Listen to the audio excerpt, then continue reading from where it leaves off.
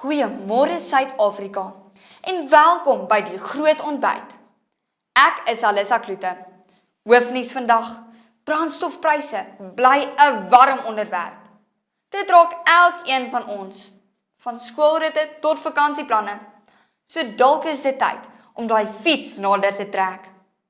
In sportnuus, SA se aflosspanne het gekwalifiseer vir die wêreldatletiek kampioenskappe. Wel gedaan manne. Met atlete soos Akani Simbine wat voorloop, is daar beslis rede om trots te wees op Suid-Afrika se span. En in ligter nuus, 3 mans wat glo op 'n eiland gestrand was, het 'n bottel met 'n wensbrief ingekry. Elkeen het 1 wens gekry. Die eerste 2 wens homself huis toe en poef, weg is hulle. Die derde een het rondgekyk en sê toe, "Joh, dis stil hier.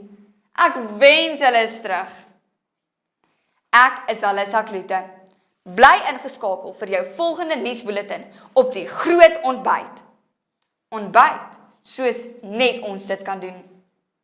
Aluma Capital, altyd aan die groei.